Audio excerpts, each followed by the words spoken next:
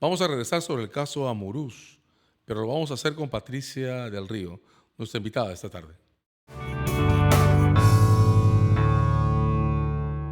Patricia, ¿cómo estás? Muy bien, César, muchas gracias. Debo confesar que me has hecho sentarme a hablar de temas nacionales y de política cuando casi no lo hago, pero creo que vale la pena porque lo vas a enfocar de una manera que me parece muy interesante. En realidad lo que quiero es tu enfoque, más que el mío.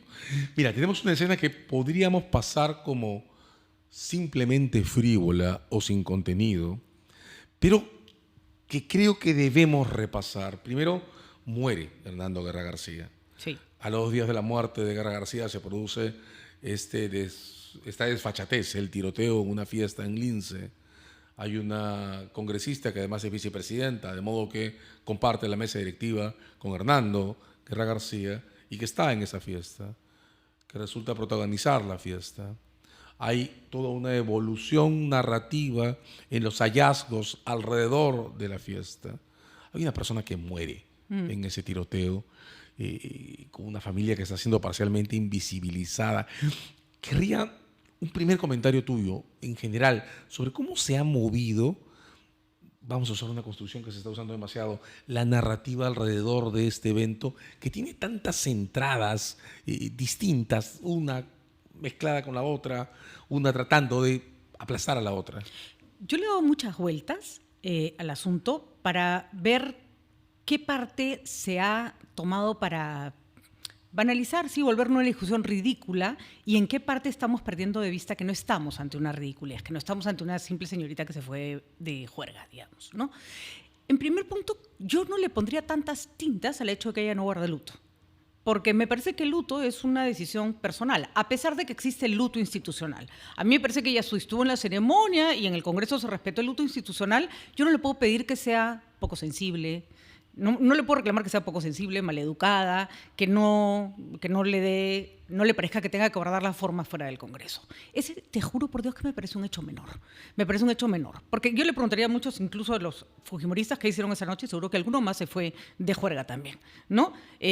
La manera como uno guarda luto o no me parece un tema más personal y de educación que un tema que tenga que recibir una sanción pública. Pero ella es representante del Congreso. Y por lo tanto, si quería armar un tono en su casa o quería divertirse, primero que se tiene que asegurar que esa parte de su vida nosotros no la presenciemos.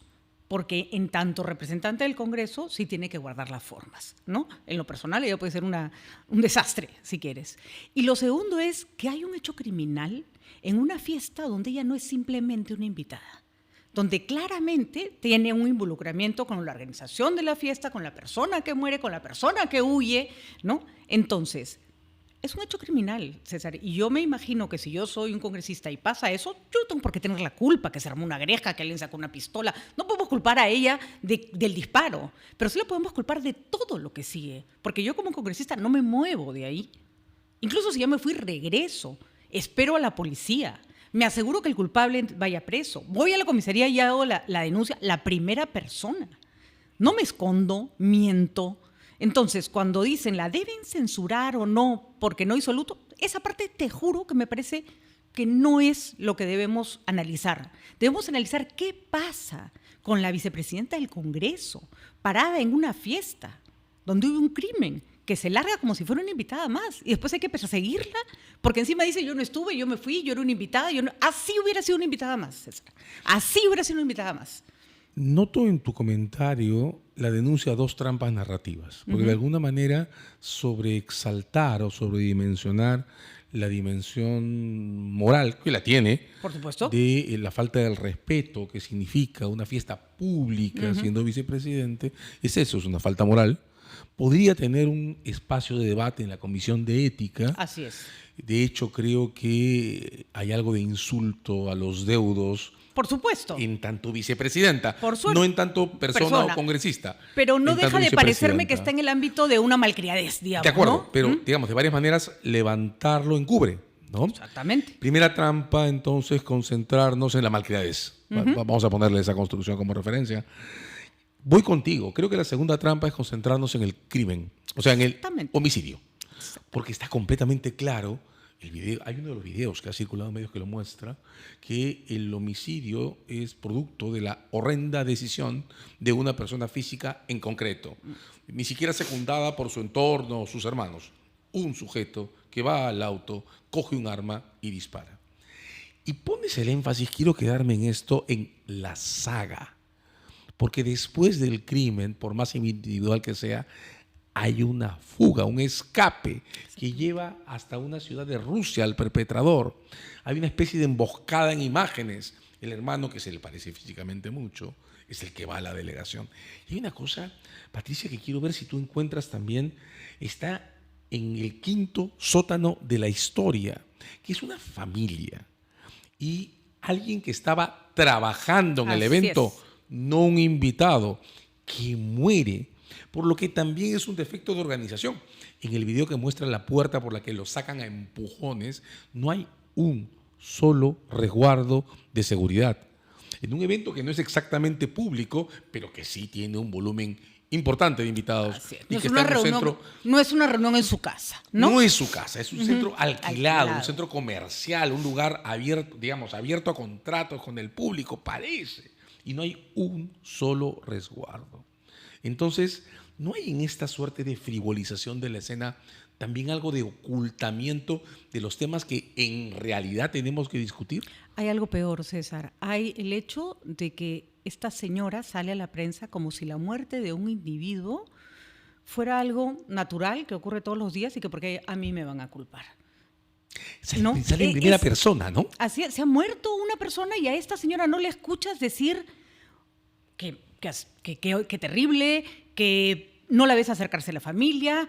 Mira, César, si en caso ella se hubiera ido, si ella tuviera un mínimo de conciencia de cuál es el cargo que ocupa, cuál es su lugar en la sociedad, ella no hubiera parado, hubiera salido a la prensa y hubiera dicho, sí, he estado en una fiesta, critíquenme por irme de fiesta, pero no voy a dejar que este crimen pase por agua tibia. En fin, que se hiciera cargo de la situación como representante del Congreso ahí parada, ¿no? En tu primer comentario lanzaste un protocolo de reacción aceptable. Soy autoridad, estoy en este evento, diablos, no debería estar aquí, ya estoy aquí. Exacto. Pasa algo como que muere una persona y entonces en la descripción del tipo de reacción que planteaste, me hago cargo del evento.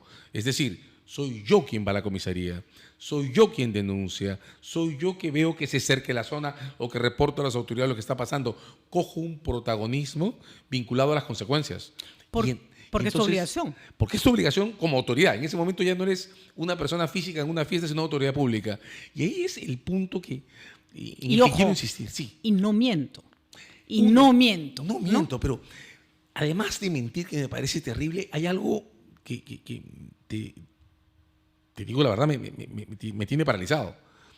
Se invisibiliza al 100% a los deudos. Totalmente. Esa escena que hemos visto y que hemos compartido en el hall de los pasos perdidos, en el que la señora está de luto, sin embargo, no tiene una sola palabra respecto a un trabajador, es un trabajador, aunque estemos en la sociedad de los emprendedores, que ha muerto prestando servicios para ese evento que ella coorganiza, auspicia o promueve, y es una familia de deudos que no está teniendo ningún papel en el modo en que se ha abordado este asunto. ¿Te parece eso también terrible? Terrible porque además creo que el negro se lo puso porque le quedaba bien. No creo que ni siquiera haya intentado un luto al respecto. Es más, ni se le había puesto pensando en que daba una imagen formal. De pesar, ¿no? Porque todo su discurso es, ay, no, pero esa es la opinión de ustedes. Ocúpense de otras cosas. Disculpe, señora, usted está involucrada en un caso gravísimo.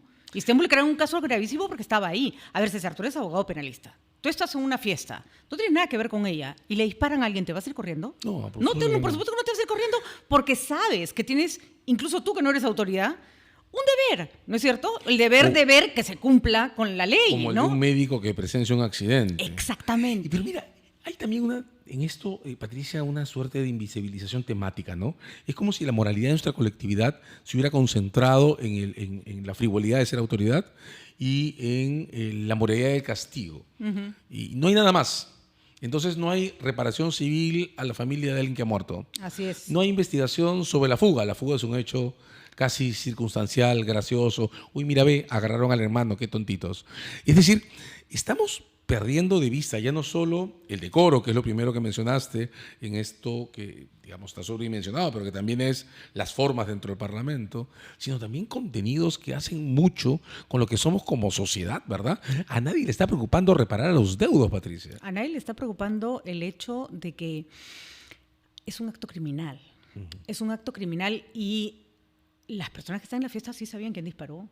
Sí sabían, pues sí, supieron desde el inicio, sabían con quién se estaba peleando, ¿no? Lo han visto salir con esa persona. Sacarlo ¿no? a empujones. Exactamente. Entonces, no es un hecho que ocurrió en el baño, que todo el mundo se fue y nadie se enteró. Entonces, al haber todo este encubrimiento y este tema de yo no tengo nada que ver, hay una cosa que para mí está demasiado arraigada en nuestras autoridades. No es consciente, ni ella, ni quienes la blindan, que representan a la nación. No es consciente que está ahí en representación de un montón de gente que no haría eso. No es consciente que su sueldo, su labor, depende de que sea capaz de conectar mínimamente y asumir las obligaciones que le impone ese cargo. Si no quieres representar a nadie, si no quieres hacerte cargo de nada, perfecto, no postules. Pero ya estás ahí. Ya estás ahí. Y cuando el Congreso la blinda, deja bien en claro de lo que pasa en la sociedad no es nuestro tema. No es nuestro tema. A nosotros no nos importa. Si se muere alguien en una fiesta en la que estamos, no es mi tema, ¿no? Esa desempatía está fuertemente enganchada con el hecho que ella haya, uso comillas, presentado su caso en primera persona, ¿verdad? Voy a hablar respecto a mí y voy a limitar mi hablar respecto a mí en el homicidio. Ah, bueno, sálvese quien pueda, ¿no? Ampay me salvo, mejor dicho, ¿no? O sea, esa es su única preocupación, ¿no? Pero me parece complicado que el Congreso admita el ampay me salvo como razón pública. Pero por supuesto, porque no hay ni siquiera una... Mira, la sanción moral se podría haber dado en ética, perfectamente, sacarla de la mesa directiva en 2 patadas, ¿no? Pero si quieres no censurarla si ella hubiera asumido todo lo demás, porque efectivamente, ¿qué haces bailando en una fiesta, organizando un tono el día que se ha muerto tu colega, ¿no? Pero lo otro es razón de censura porque la señora está involucrada en un crimen en donde ella está parada en una fiesta en la que ella ha participado en la organización y no movió un dedo mientras había un señor que se fugaba, ¿no? Primero está la fuga y segundo, en este momento la señora Muruzo es vicepresidenta del Congreso, tiene asiento en el Parlamento y hay una discusión sobre los daños y perjuicios que ni siquiera ha comenzado, porque la familia invisibilizada no ha tenido espacio para por lo menos preguntar quién va a reparar por un trabajador que ha muerto mientras prestaba un servicio a quienes organizaban un evento. Perdón, César, tiene un espacio en el Parlamento, tiene un sueldo, tiene una asignación por comida que es... le pagan el seguro de salud más caro de Lima, averigüen, más caro. Los congresistas tienen el seguro de salud más caro. Tiene seguridad las 24 horas del día. Tiene todo lo que la familia de este muchacho no tiene, ¿no? Y hay chats, comunicaciones por teléfono que han circulado que muestran que incluso la fiesta estaba siendo financiada, al menos en parte, con aportes de los trabajadores del Congreso. ¿No crea una escena institucionalmente de interferencia posible que sea una parlamentaria a la que el Congreso ha blindado, quien tiene que estar en la lista de los que tendrían que ser demandados por daños y perjuicios por una familia a la que nadie está atendiendo? Mira, César, hay una cosa que además es grave, porque estas colaboraciones de los trabajadores a los congresistas las están tratando de pasar, hasta donde he escuchado, por ejemplo, de sus abogados como un hecho privado, ¿no? Acá no hay donaciones. Así es. Yo te pregunto, cuando a ti te contratan para un trabajo, en el caso de los asesores, obviamente tiene que haber un acuerdo previo de que te vas a dejar picar el sueldo cada vez que te lo pidan, ¿no es cierto? Porque si no, no contratas, porque si no, ¿cómo sabes que ese que vas a sentar a tu lado no va a aceptar la condición? El sine qua non, o sea, la causa para que esa persona se siente es que tú después le puedas picar el sueldo. Entonces, estas sacadas de plata que se hacen ver como colaboraciones, es un asunto privado, vienen de una contratación en la que la persona no ha sido elegida por sus méritos, sino por su docilidad. Y porque va a dar parte de su uso exactamente lo mismo que cobrarle una coima a un proveedor del Estado. Pero es exactamente lo mismo, ¿no? De hecho, es un soborno, es comprar la plaza. Es comprar la plaza. Es comprar la plaza. ¿No? Eso en el derecho colonial tenía incluso un nombre que devino después en cohecho. Así es. El origen republicano de la comprensión del cohecho tiene que ver con la venalidad, que era como se llamaba en la colonia, a la posibilidad de comprar cargos públicos. Y eso no es un tema privado. Eso se está haciendo con fondos públicos, porque la plata de ese trabajador sale del Estado, no sale del bolsillo de esa señora. Entonces, ese hecho ya debería ser materia de investigación. ¿Por qué van? ¿Por qué colaboran? Ya, o sea, la configuración de delitos puede ser infinita, si quieres, si te pones a ver que esta persona no es un tema de formas, no es un tema de lutos, es un tema de responsabilidades. Claro, está ¿no? poniendo en evidencia que esos mensajes que la ponen haciendo una suerte de colecta entre sus trabajadores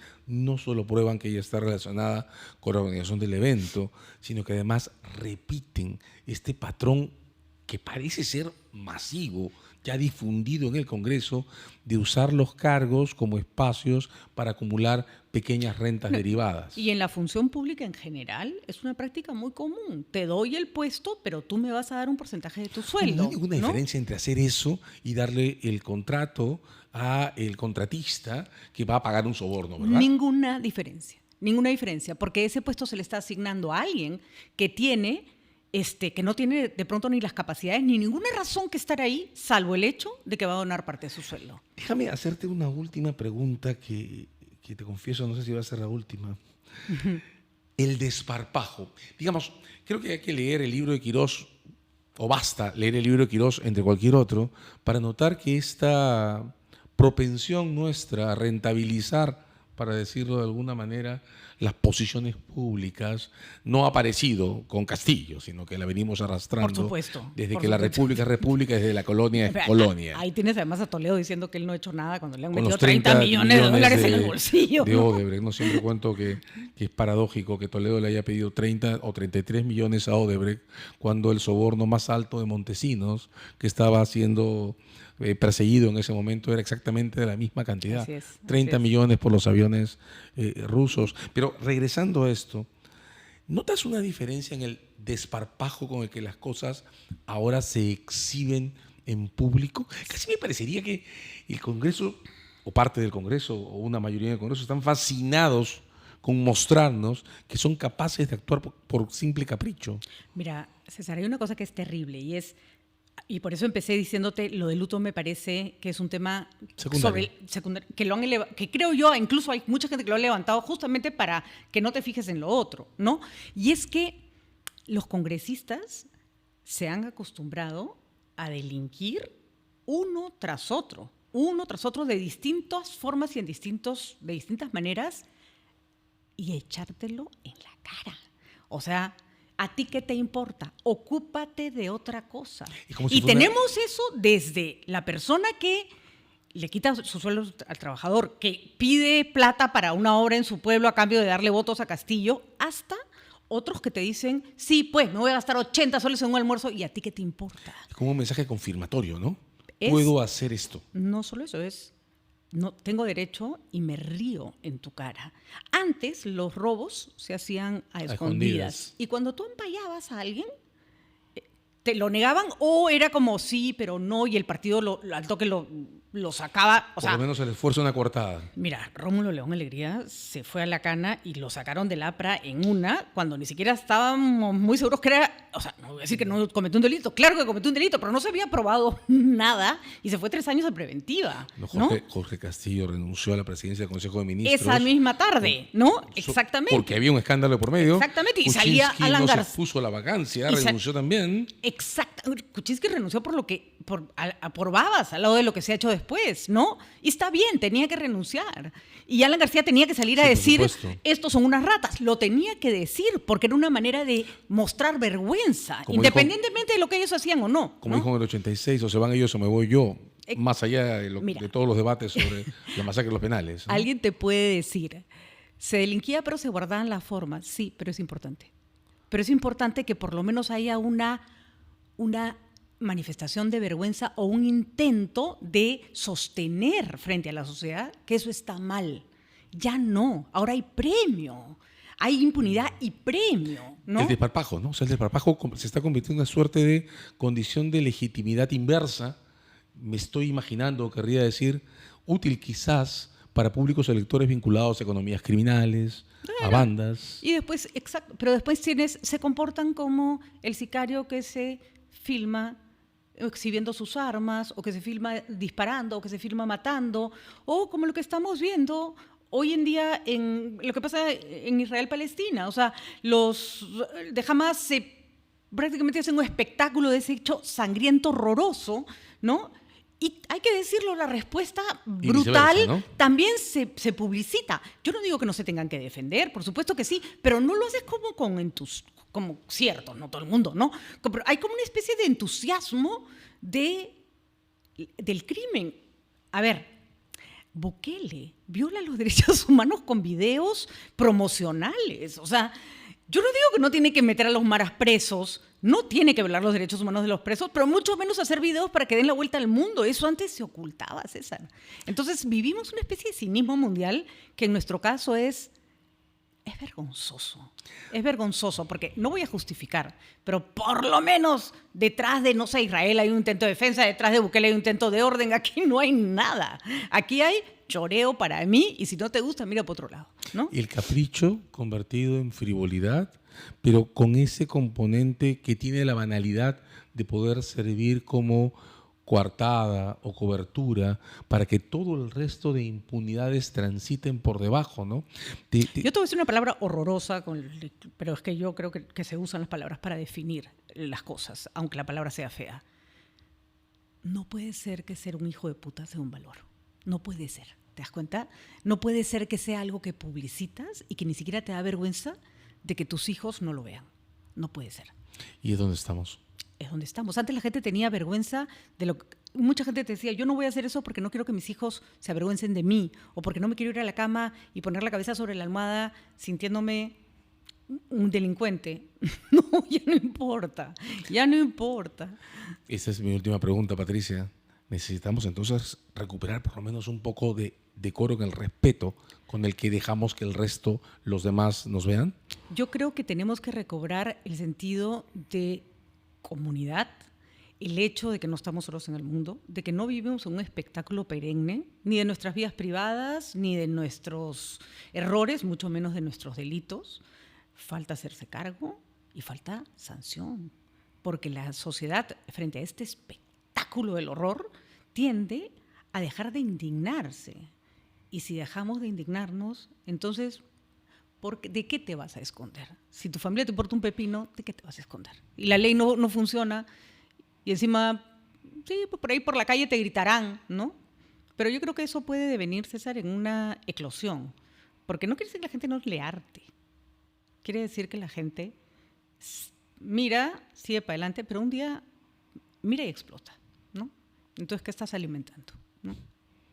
Ha estado con nosotros Patricia del Río, en Coyuntura. Muchas gracias, Patricia. Gracias, César.